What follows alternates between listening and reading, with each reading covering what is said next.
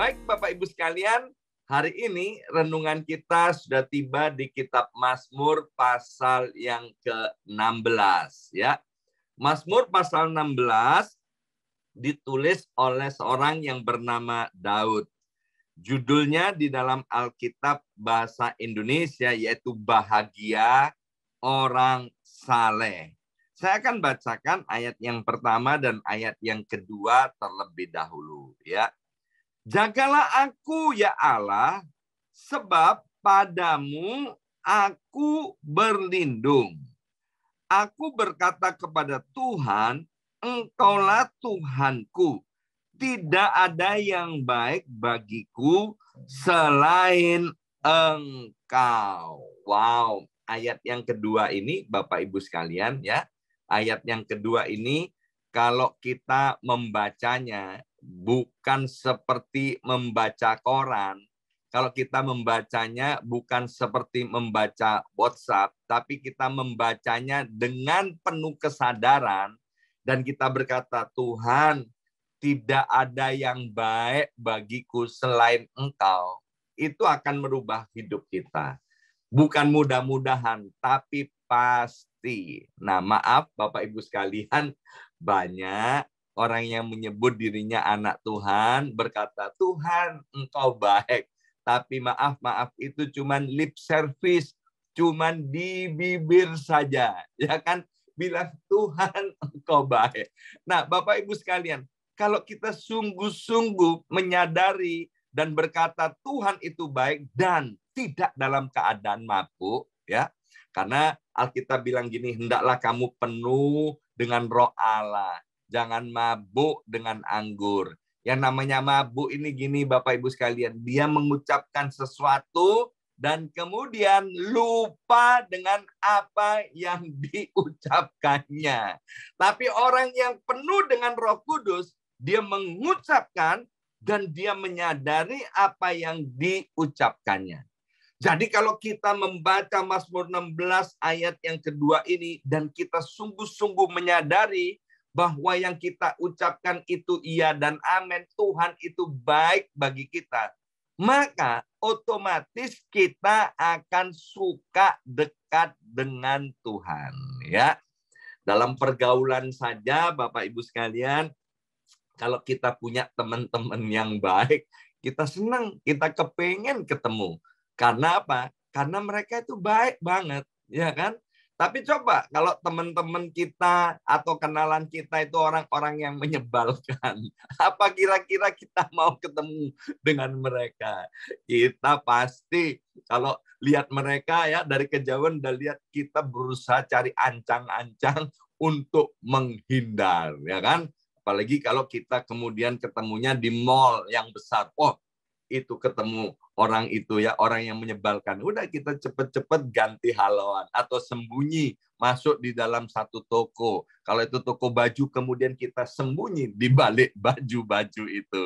Tetapi coba kalau kita lihat, itu si Anu itu orang yang baik. Wah, kita cepet-cepet berusaha menyamperin dia. Benar atau benar?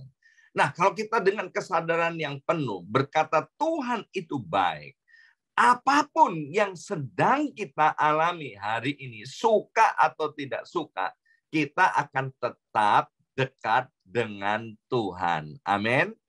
Waktu Daud berkata, Bapak Ibu sekalian, Tuhan itu baik bagiku. Tidak ada lagi pribadi yang baik selain Engkau. Itu bukan dalam keadaan yang baik. Daud itu mengucapkan itu. Ketika dalam keadaan yang tidak baik, Daud tetap percaya bahwa Tuhan Allah itu baik. Amin. Dan Tuhan Allah yang baik itu bukan hanya dulu, tapi dia baik buat kita sampai hari ini, bahkan sampai kekal selama-lamanya. Ya. Beberapa waktu yang lalu ada yang tanya kepada saya ya. Dia bilang gini, Pak Pendeta sudah berapa lama ada di New York? Saya bilang sudah 14 tahun ya. Dia tanya, maaf Pak Pendeta, dulu 14 tahun yang lalu waktu datang ke Amerika bawa berapa koper? Wah, menyinggung perasaan pertanyaan itu, ya kan? Ada apa kok tanya-tanya berapa koper, ya kan? Saya bilang, saya dengan istri bawa 4 koper, ya kan? Kemudian dia bilang begini, coba sekarang lihat yang ada pada Pak Pendeta itu berapa koper. Waduh, iya ya. Yang ada pada saya sekarang ada berapa koper ya.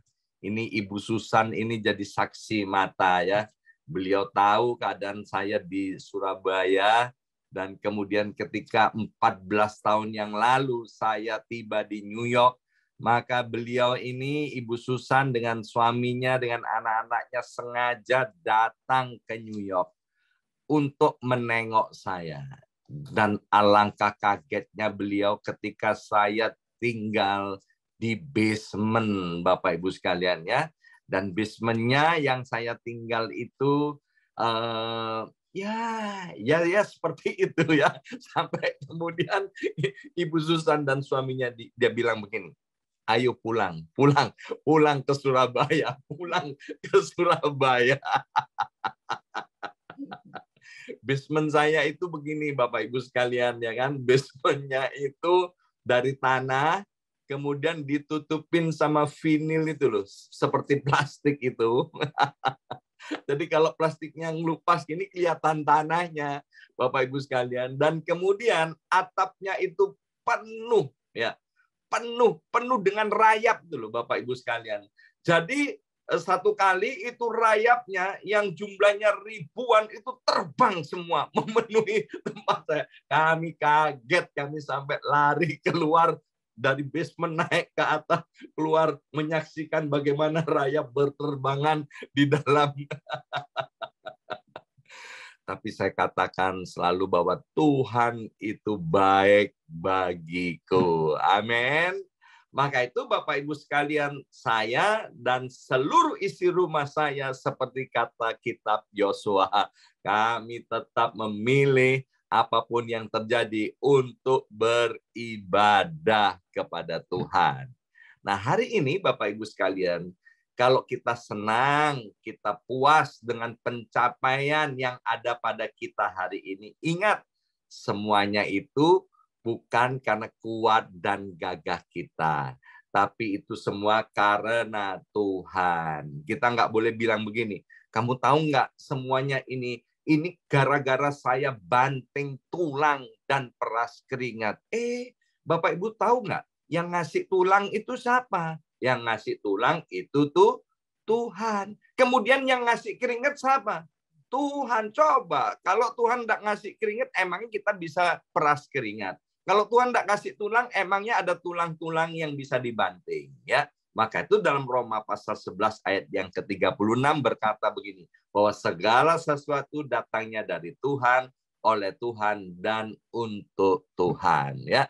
Daud mau mengingatkan kepada kita melalui ayat yang kedua, mari Bapak Ibu sekalian, nanti kalau selesai doa ini, ya Bapak Ibu ucapkan dengan pelan-pelan ayat ini, Tuhan, Engkau itu baik bagiku. Nggak ada pribadi yang baik selain Engkau. Dan saya percaya kita makin hari akan makin cinta kepada Tuhan. Amin. Karena Daud itu menyadari, ya, memang di sekitar-sekitarnya banyak orang yang baik, tapi nggak ada yang sebaik dengan Tuhan.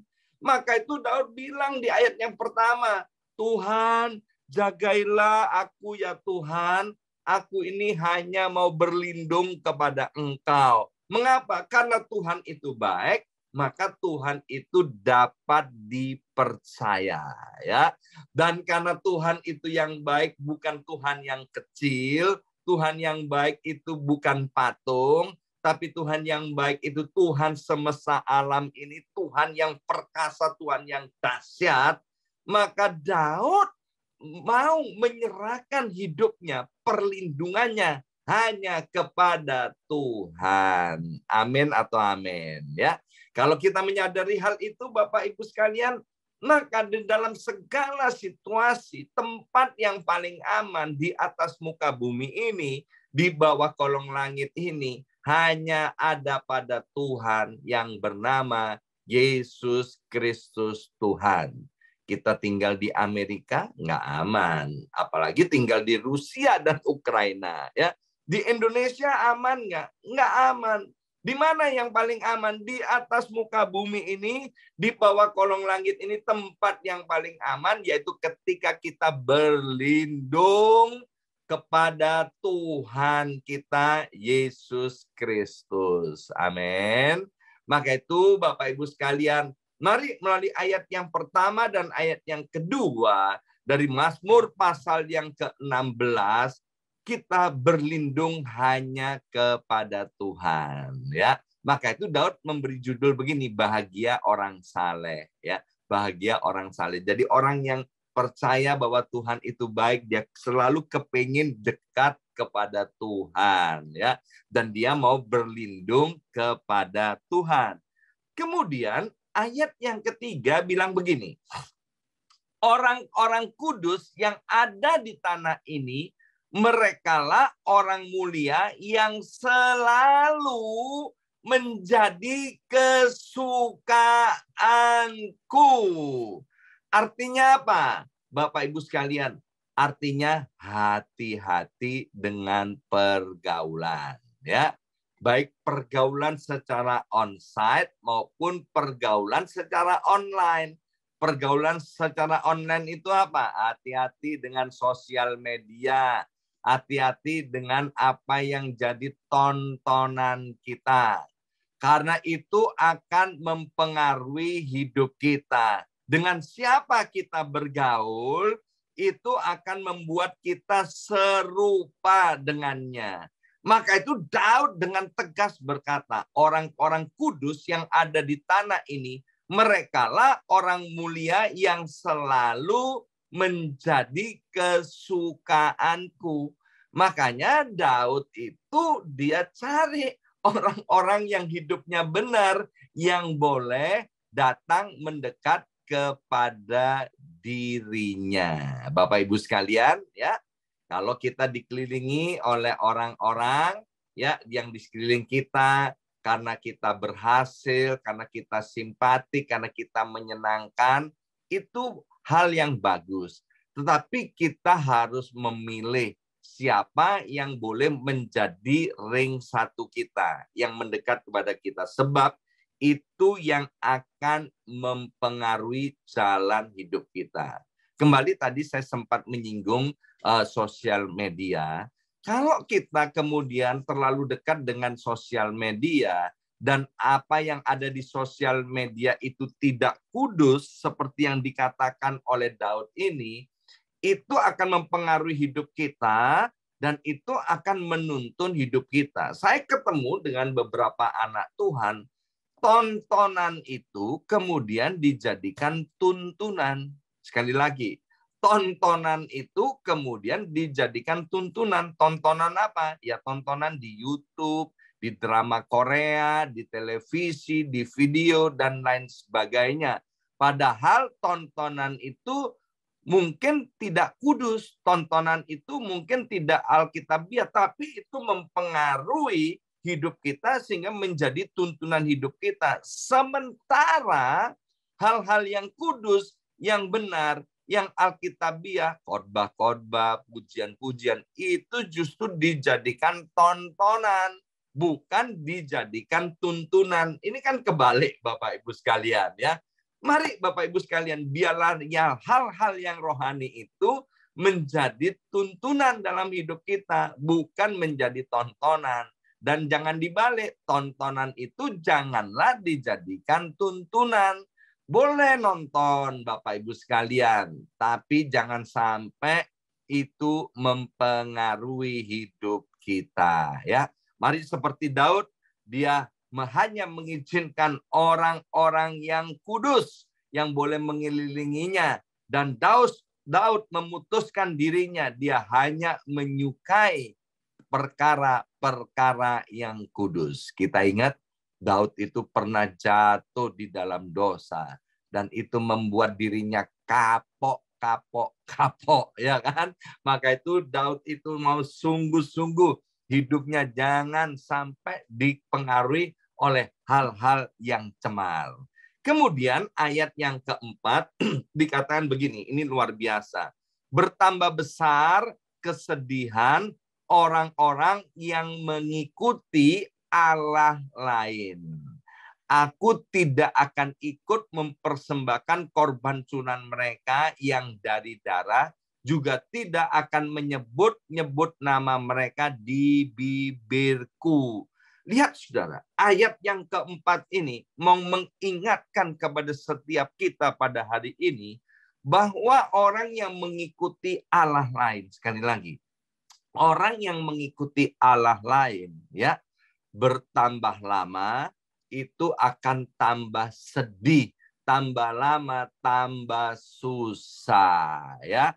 Dan Daud ini sudah melihat dengan mata kepala sendiri. Maka itu jangan pernah kita iri dengan kemujuran, dengan hokinya orang-orang yang menyembah berhala. Karena itu cuman sementara. Setelah itu akan ada kesedihan, bahkan nanti ada kesedihan kekal selama-lamanya. Ya. Sebab apa? Sebab tidak ada yang baik di atas muka bumi ini kecuali Allah. Iblis datang untuk mencuri, membunuh, dan membinasakan. Berhala-berhala itu hanya memberikan kemanisan, kesenangan sementara. Dan setelah itu akan ada penderitaan yang lama, yang kekal untuk selama-lamanya. Daud berkata, bertambah besar kesedihan orang-orang yang mengikuti Allah lain. Kalau mau dibalik, bertambah besar kebahagiaan orang-orang yang mengikuti Tuhan Yesus. Amsal bilang, jalan hidup orang benar itu akan seperti cahaya fajar pada pagi hari yang semakin terang hingga rembang tengah hari. Amin. Mari kita berdoa. Materaikan apa yang sudah disampaikan dari kitab Mazmur ini, ya Aba ya Bapa. Biarlah kami mau mengucapkan dengan hati-hati, dengan sepenuh hati, dengan kesadaran bahwa Engkau Tuhanku, tidak ada yang baik bagi kami selain Engkau. Tuhan, sungguh Engkau Allah yang baik bagi kami. Tidak ada lagi yang baik selain Engkau. Maka itu buat setiap kami hati ini untuk terus mencintai Engkau. Seperti Mazmur yang kami deklarasikan setiap hari, kami mau melekatkan hati kami hanya kepadamu. Dan lindungilah kami semua anak-anak-Mu, ya Aba, ya Bapa, sebab perlindungan yang sempurna dan aman di atas muka bumi ini, di bawah kolong langit ini, hanya ada pada Kristus Yesus Tuhan kami. Dalam nama Yesus kami sudah berdoa. Haleluya.